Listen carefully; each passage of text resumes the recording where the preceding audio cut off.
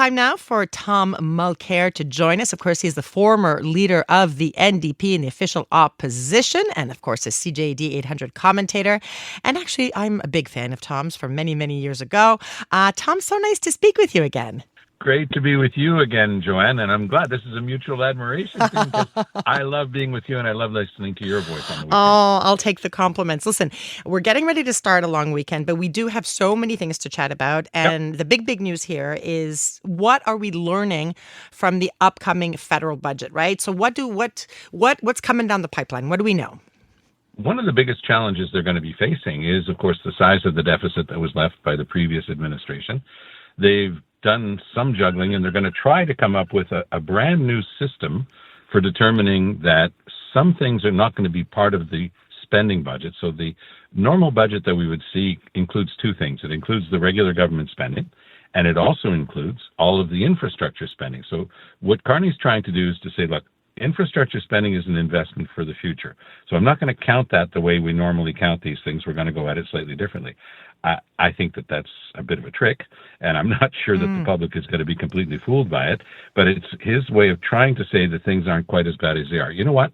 Things are really bad. We have just about the worst deficit situation of any country in the G7, what we call our debt to GDP ratio. So how much we owe compared to the size of our economy is actually worse than it is in most other G7 countries. We convince ourselves otherwise, Joanne, because we usually don't include the deficits in the provinces. But of course, those have to be counted if you're looking at the country as a whole.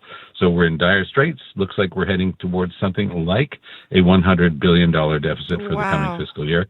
And that's going to be very hard to swallow.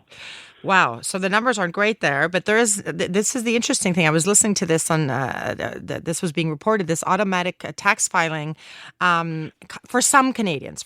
And who are we talking about in particular? Well, the idea would be, so many people work a single job all year long. Their paperwork should be simple as 1, 2, 3. And I think that the government is simply saying, with what we've got now in terms of artificial intelligence and the ability to come up with systems to do these things, a heck of a lot of Canadians could have their taxes pretty well filed automatically. And that would save a lot of paperwork for the government and, of course, for individuals who wind up going to their neighbor who knows how to fill them out or to some private company to have it done. Because it's complicated. But if you've just got one job and you've just got one set of T4s, even in a little bit more complicated, but not too much. If you've got your own business and stuff like that, that would be a lot more complicated, obviously. But for the average taxpayer who's working a single job, it's going to be great. I feel like this should have happened a long time ago. Makes so much sense. Okay, let's talk health. Let's talk the disaster that is the healthcare system here in Quebec. But apparently, there is some potential help on the way. Santé Québec is launching into AI. Some people say, great, it's about time. And others say, hold your horses. What do you think? Well, the biggest problem we've got in Quebec is we've got too many bureaucrats in healthcare and not enough people actually providing healthcare. When they came up with Santé Québec, I was actually a big fan, saying, okay, if this essentially replaces the health department, and Joanne, I started working in the Quebec government in the 70s. I've been around for a while. And universally recognized the worst department in the Quebec government, the health department in Quebec City, Health and Social Services. So if they're getting rid of that department, or at least most of it, and just keeping a core group of people who prepare legislation and stuff like that, because they are in Quebec City, and they have the health system run by this Santé Québec, I was a big believer. But then what I saw was they just set up a mirror version of the ministry. So they had this so-called Top Gun. She was going to come in, Madame Biron, and she was going to be, taking care of the whole thing. But all the bureaucrats are still there at the department, and they try to tell this Santé Québec what to do. So instead of coming up with a savings and making things more efficient, it's actually gotten much worse. They realized that we were on our way to SAC 2.0. Oh, remember SAC Click? That was $1.5 billion basically thrown in the dump. And so we were on our way to exactly the same thing in health. Nobody was taking care of the store. It was the same ne'er-do-well companies that had gotten the contract. And so they pulled the plug on that last week. Oh, that was a good idea. But now, apparently, we're going to be on the hook to pay the contract, even though we won't have the result of the contract, which is really brilliant. Shows, your tax dollars at work and all the geniuses in the Quebec government who figure these things out.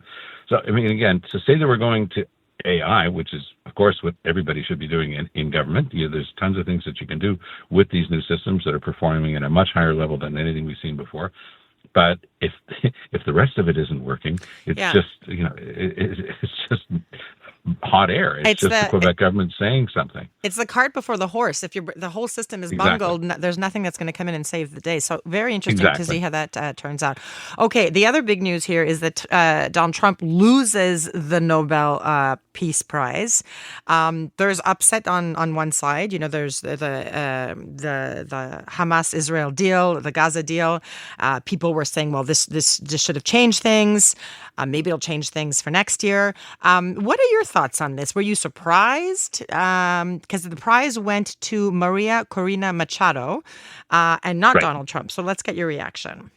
Well, first of all, these things are analyzed well in advance. Yeah. And Trump thinks that he should be getting the Nobel Peace Prize this week because this week we learned that there was going to be the first parts of the peace deal are going into place between Israel and Hamas. Well, that's not the way it works. Could he be eligible for it? Yes, next year? I honestly believe so. If this thing holds and his 20-point peace plan actually turns out to be worthwhile and the thing holds, absolutely he should be in the running for the Nobel Peace Prize next year. But the other thing, of course, we should never forget about Donald Trump is this is the guy who mocked Joe Biden about the illegal war that was being prosecuted by Russia against Ukraine, saying if he was president, it would never have happened. And when he was elected, says he'll settle it in 24 hours. So much for this giant in terms of peacekeeping. Let's see what Trump can actually produce as a result that stays, that's permanent. And if it does turn out that, for example, the Israel-Hamas deal holds, I'd be the first to raise my hand and say, give the guy the Nobel Peace Prize, because this is a settlement that will hold, one hopes, for many, many generations to come. Yeah, that's what it's so funny. We were talking about this in the office, right? There's so much, the people who don't like Donald Trump don't like him to the point where they can't say, oh boy, like if this actually holds, you got to give credit where credit is due, right? So yes, it's the Trump thing. I mean, he just drives people so crazy. The very idea of this guy getting a Nobel Prize for anything except rhetoric sends people up the wall. But if the peace deal that he brokered, and he's the only person on the planet who could have brought the two to the table. Let's not kid ourselves. Very true. And he used every ounce of influence that he had, and he used all the bully tactics that we know, and all of the influence that he had with the different players, and he actually got this deal. And by the way, one of the things that I liked about the way he did it, he kept saying, I'd like to congratulate and thank Egypt and thank Turkey, and for example, and the other players who had helped. So he wasn't trying to take all the credit himself, which is, again, something that goes against the nature of Donald Trump. Yeah, it was very stately. Like he said, yes, I brokered this deal, but here were the key players. And I think people have to keep that in mind. As far as him not winning what was announced, this week, I mean, come on, that's not how the process works, right? You can't just all of a sudden, last minute, stop the presses. We're changing everything. Okay. No, but I mean, what still drives him nuts is that Barack Obama got the Nobel Peace Prize. But you have to go back to when Obama got that.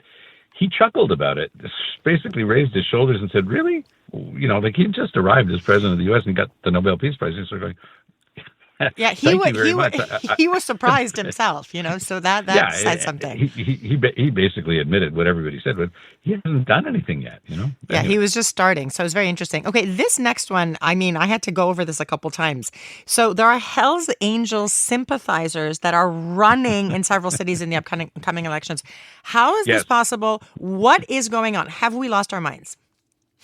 Well, it's possible because they don't stand accused of anything right now, except being sympathizers of a criminal motorcycle gang. Anybody's allowed to run. The voters get to decide. There's an old Latin expression, vox populi, vox Dei. Yes. The voice of the people is the voice of God. Mm-hmm. So I don't know if that applies to the Hells Angels, but let's just say that if people do decide that they want them, well, that's their choice. I'd be kind of surprised if they got in, although. Sometimes people do the darndest things just to get a chuckle and to see things, shaken up a bit at their town council. Again, anybody in our society who meets the requirements otherwise is allowed to run, and you don't lose that right simply because you've fallen in with the wrong crowd. Yeah, I should say we should put allegedly in front of everything. They've not, these are sympathizers. Sympathizers. Okay. Yes. Tom Mulcair, we run out of time. Again, former leader of the NDP and official opposition, of course, loved and respected commentator here at CJAD 800. Have a fantastic long weekend and happy Thanksgiving. You have a fantastic long weekend. I know you've got to work more than most of us, so you enjoy your but I do. I love my show, so it's fun. I have a good time. Take good care. All the best. Take care, Tom. Have a great one. Seasoned gamer? Or just video game curious? This Week in Gaming is the podcast for you. We break down the latest in the world of video games, from basics to beyond. The hottest gaming news, insight, and industry leaders and more, weekly. Join me, Naomi Kyle, and stay ahead of the game with all the latest updates. Even if you're a total newbie. Stream This Week in Gaming on the free iHeartRadio app or wherever you get your podcasts.